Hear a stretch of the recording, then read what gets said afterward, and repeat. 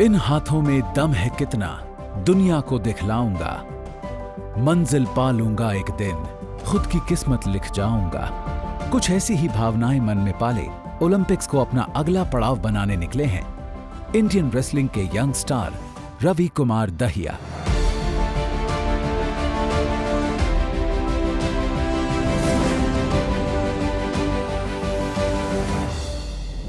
सोनीपत के नजदीक नाहरी गांव में 1997 में पैदा हुए रवि की कहानी जितनी सहज है उतनी ही अविश्वसनीय, क्योंकि जिन हालात में वो पले बढ़े उन्हें देखकर ये सोच पाना भी मुश्किल है कि वो एक इंटरनेशनली अक्लेम्ड रेसलर कैसे बने होंगे।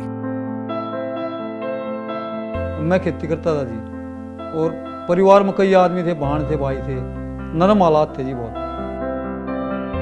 और किसी की जमीन लेके उस पर खेती करना, उसके बाद बचाना भी और उसको भी देना जिसकी लिए हैं, तो काफी स्ट्रगल रहा है पिताजी का। रेसलिंग की तरफ रवि का झुकाव बहुत स्वाभाविक था। कुश्ती और अखाड़ों की उनके गांव में कमी न थी। रवि भी इस दंगल में दांव आजमाने कूद पड़े।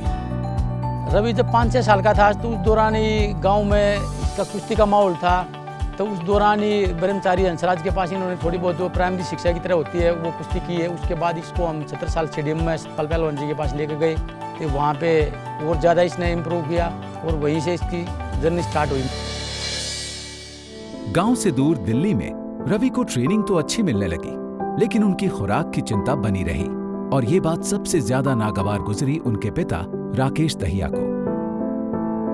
सुबह जी उसका घी दूध ले जाकर दिल्ली जाते थे ट्रेन में बैठकर, और जी रात दिन अपना काम करते थे।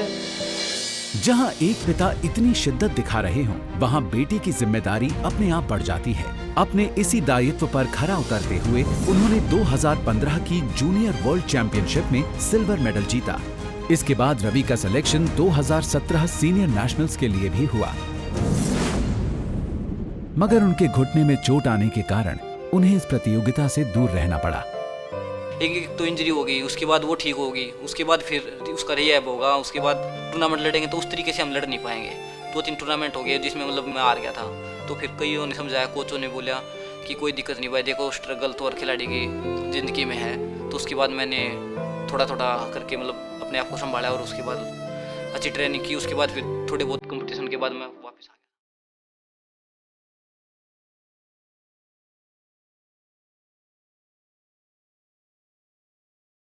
चोट से उबरते ही रवि ने अखाड़े में अपने आक्रामक तेवर दिखाते हुए 2018 की अंडर 23 वर्ल्ड चैंपियनशिप में सिल्वर मेडल पर पकड़ बनाई, जो इस स्पर्धा में 57 किलोग्राम कैटेगरी में भारत का इकलौता मेडल साबित हुआ। इसके बाद वर्ल्ड चैंपियनशिप में ईरान के एशियन चैंपियन रेजा अत्रिनागार्ची को हराते हुए रवि ने ब्रॉन्ज मेडल हासिल किया और टोक्यो 2021 के लिए अपना स्थान भी निश्चित किया। खिलाड़ी को मौका किसी को मिलता है, सबको मिलता भी नहीं है, तो बस यही है कि लेग डिफेंस पे और लेग अटैक पे काफ़ी काम चलते हैं।